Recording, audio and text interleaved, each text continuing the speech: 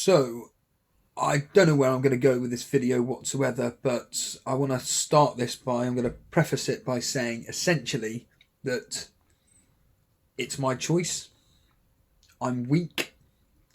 I follow the sheep. And I've really got to look deeply into myself and say, Steve-O, you need to stick to your decisions. Now, anybody watching this may be wondering what the fuck I'm talking about. If you remember, you will know what I'm talking about. So, all week during members' videos, I've been banging on and on and on about the fact that on a -4, I'm going to be doing Wood out for Nketiah and Zaha in for either Kulusevski or Saka, dependent on the Saka news, whether he's fit or not. Well, we all know what happened. Saka is pretty much ruled fit. And I did the Nketiah move yesterday. And then this morning, while on stream, I'm literally saying, do you know what? I don't need to make a move because the player that I want to bring in, because I didn't want, for instance, Sai to learn or my rivals to learn what I was going to be doing. I said, I don't need to make a second transfer. I've got Nketiah in for Wood. Happy with it. Leave it. Don't need to get rid of Saka. He's fit. Kulusevski got a decent fixture against Leicester. Probably a weakened Leicester. Don't need to get rid of him. Stay it as it is. I was watching Harry an hour prior to the stream, listening in for 10, 15, 20 minutes. Every time someone would say, do you think I should get rid of Mount for whoever it may be for a hit? He would quite rightly say, I wouldn't do it for a hit. For free? Yeah, do it. Not for a hit. And I was just agreeing with him. I was just nodding along and going, you know what, he's right. Because I'm thinking the same thing. Don't bother doing a hit if it's not necessary. So what does Muggins here do?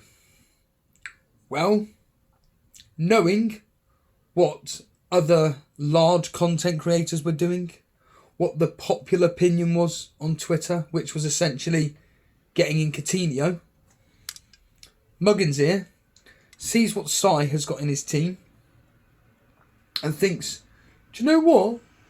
I'm going to block Sai off because a lot of these people know what they're talking about. They delve a lot into statistics. They watch a lot of football. They're very, very knowledgeable. And you'd like to think that the general consensus would be, well, if they all think Coutinho's going to do well, he's probably going to do something. So I thought, well, Sai's got Coutinho in his team. There's a chance that Coutinho could go off with a double-digit haul today. I'd expect him to get something today against Norwich.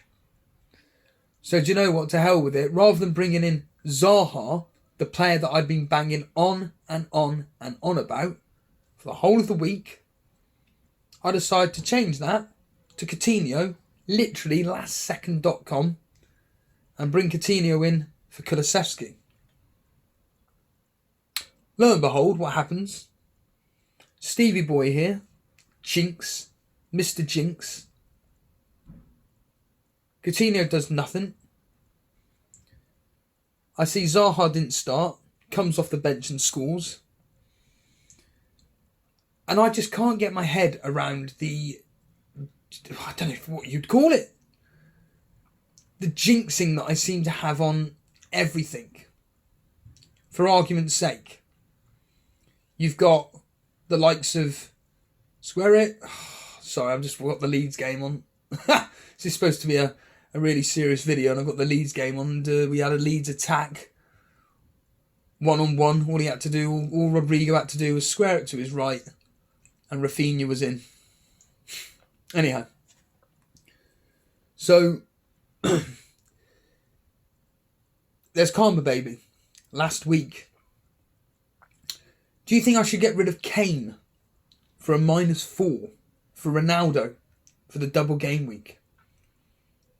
Me thinking, well, Kane against Brentford, decent fixture, Tottenham in form.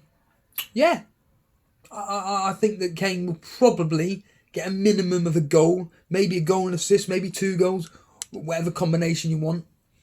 Ronaldo across 2 fixtures against Arsenal and Chelsea, probably a goal at most. It's not really worth the -4. What happens? Karma Baby brings in Ronaldo, scores 2 goals, and gets the most points out of all double game week players barring Alonso. This week, Karma Baby, banging on about don't get Coutinho, getting Watkins. He says I'm bringing in Watkins for Ronaldo. Me, why would you? He just isn't scoring. Lo and behold, Watkins scores first goal. And I think, if I'd have said that, would he have scored? If I'd have left Coutinho, if I didn't touch Coutinho, would he have got the double-digit haul? If I hadn't have gotten Zaha, would he have still scored? You know, and if I had have brought in Zaha, would he have scored? Probably not. You know, everybody knows, like, from my personal point of view, captaincy-wise, I couldn't get a captaincy right, even if it was the most obvious pick on the planet. And even when, I tagged certain individuals just for a bit of fun.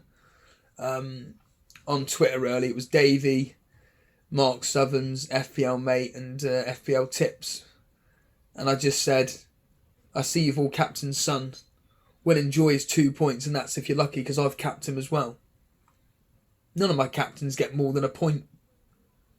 2 points if I'm lucky. 3 points if it's a midfield and they keep a clean sheet. I could captain anybody in my team. But the one person I do captain, 1 point, 2 points. Differentials that I choose, that I actually physically bring in. And then I find out that certain content creators have done the same thing. I'm thinking, bloody hell. What does he know that I don't? Or more to the point, blimey, this individual here, he knows what he's talking about. And yet, I've brought in the same differential as him. I could be on for good returns here. Blanks. Werner last week. You know, late riser, an excellent fantasy football manager. Captains Werner as well. What does Werner do? Nothing. And I genuinely cannot get my head around, number one, well, I can get my head around my weakness. It is literally the fact that I'm weak, that I follow the herd. And it goes on to what I was saying on the stream the other day regarding, do you know what? I think I may just block out and mute everything next season to do with fantasy football and just literally just concentrate on Elite FPL and do what I've been doing this year. Because this year, I've not listened to any well, I do, but I listen to the odd stream here or there. I don't listen to any podcasts. And yet, is it coincidence that I'm having the best season in 3 seasons? Possibly. It's because I'm making my own decisions. And yet, the past, well, certainly this week especially this week, I've been weak because obviously you see on Twitter people are banging on about Coutinho, and it's just, FPL just can fucking drain your bollocks sometimes. And it's a cruel game it can be. I mean, late riser fucking captain Coutinho. I can't imagine how he's fucking feeling. Swapped it last minute. Changed it from Harry Kane to Coutinho. I don't know why. But he's clearly seen something in Coutinho that has said, you know what, I think as a differential, because late riser wants to go up. He wants to fucking move up in the world rankings. Can't be doing that with, you know, highly owned players, especially where he is. So he has to go for those risks in the last few game weeks, and yet, unfortunately, it's so far failed him. And like with me, it's all you've got to do is defend a fucking lead, mate. Just don't need to do anything. It's like with my free hit team. You've written down exactly what your free hit's going to be. Just leave it as it is. Just leave the free hit team as it is. You don't need to keep swapping and changing players in and out, worrying about, oh, what about rotation? Don't worry about it, Steve-O.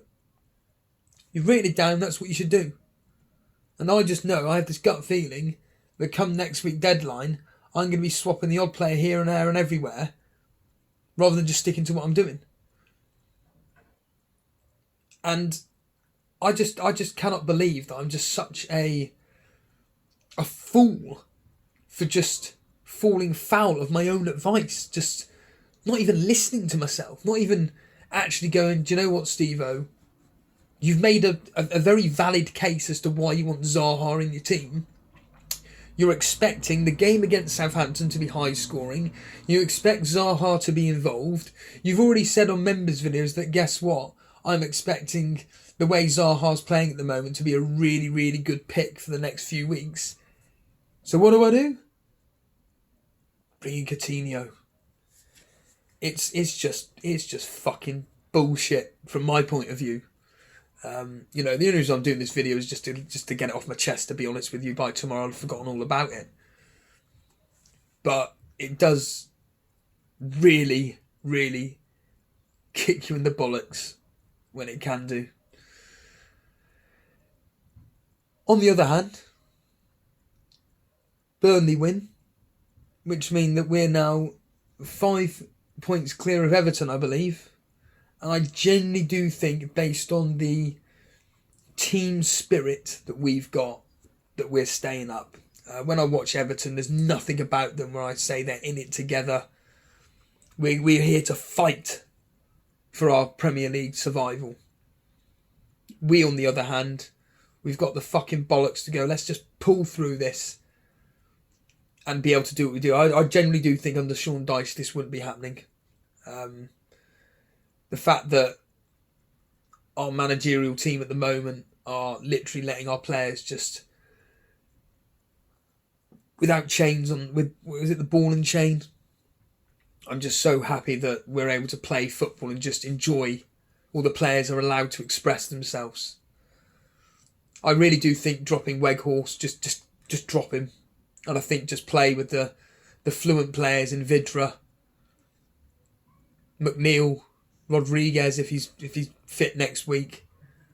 Get them playing. Cornet if he's fit. Get these Flair players doing it. Weghorst just ain't good enough. But anyhow, I'm now going to watch the rest of this game. Still 0-0. 11 minutes in. And Leeds have had the best opportunity. So, see you later.